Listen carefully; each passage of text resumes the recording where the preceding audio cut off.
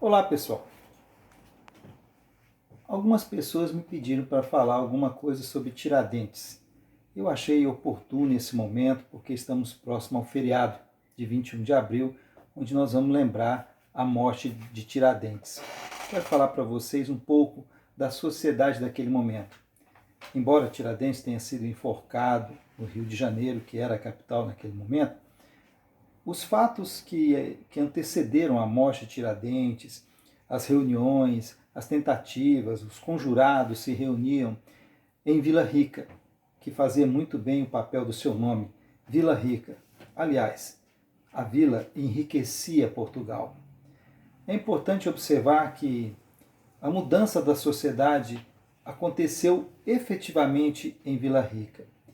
Nós aqui no Brasil tínhamos uma sociedade agrária, totalmente agrária, onde se dividia entre escravos e proprietários. Não existia muito pouco a questão das cidades. Vila Rica veio para mudar isso. Talvez tenha sido a mais importante cidade daquele momento. E o que aconteceu? A sociedade burguesa começou a existir em Vila Rica. A facilidade do ouro de aluvião, que é o ouro que se encontra às margens, que se encontra nos rios, riachos, fez com que algumas pessoas viessem a se enriquecer. E então a sociedade que ascendeu a riqueza não necessariamente era a elite que existia naquele momento, de coroa, a elite provinciana que existia. Então o que aconteceu? Muitas vezes os proprietários das minas, eles eram até mais ricos do que a elite. Então isso fez com que crescesse alguns conflitos ou algumas necessidades. Vila Rica, então, começou, por estar distante da capital, por estar distante do litoral, ela começou a ter que produzir as suas próprias coisas. Então, acendeu um pequeno comércio, então vários comerciantes foram se enriquecendo.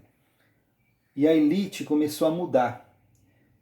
A elite, que era antigamente agrária, e passou a ser diferente.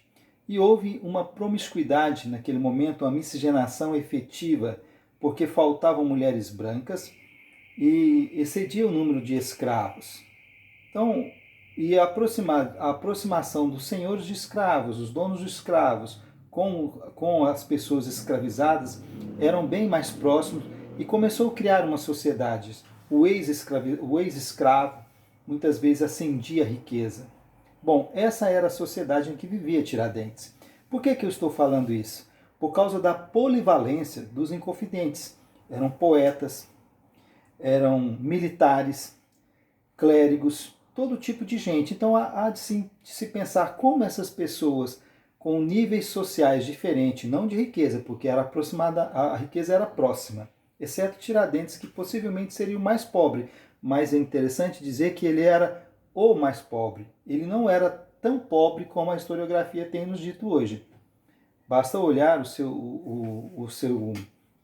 o que foi registrado sobre ele. Parece que ele tinha 5 escravos. E não era tão fácil ter escravos. O que acontece? Essa polivalência surgiu por quê? Por conta dessa sociedade. Então eu quero dizer, por que eu estou dizendo isso para vocês para chegarem na figura do Tiradentes? Por conta da própria polivalência de Tiradentes, que foi tropeiro, militar e dentista, que na época era apenas Tiradentes. E isso fez com que ele convivesse com todo tipo de sociedade, tanto os ricos como os escravos, os pobres.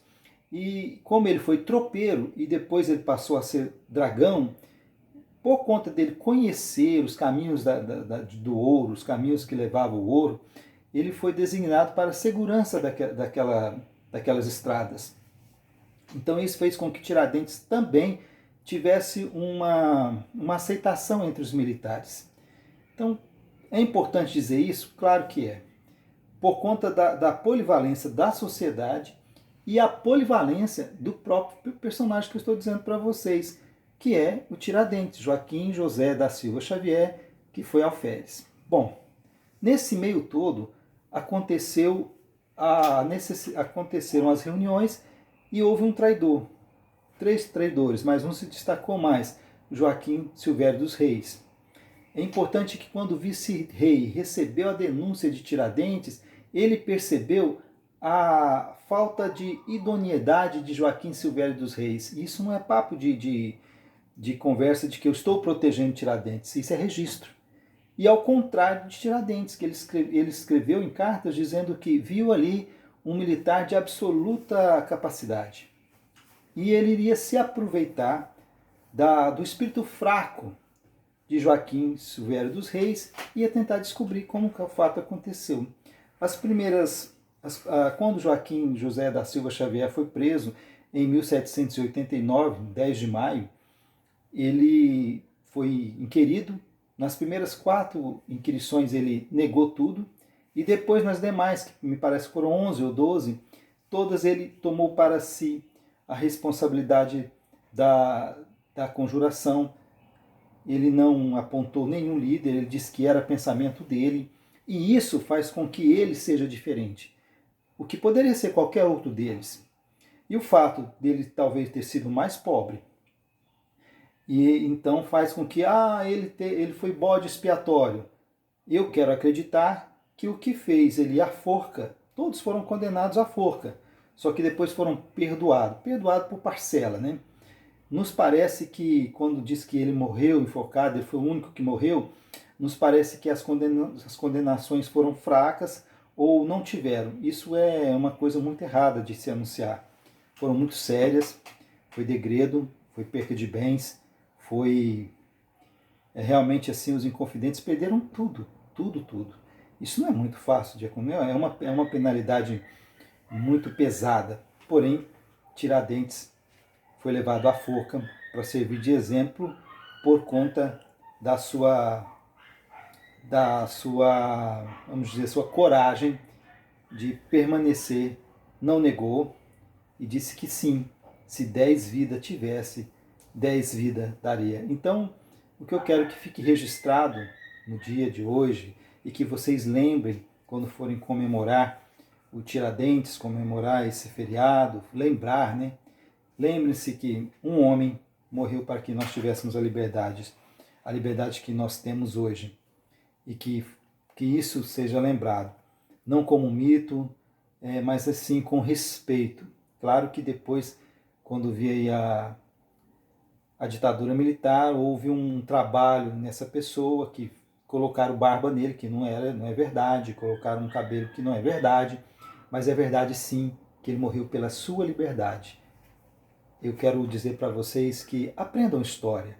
Isso fará muito bem para vocês.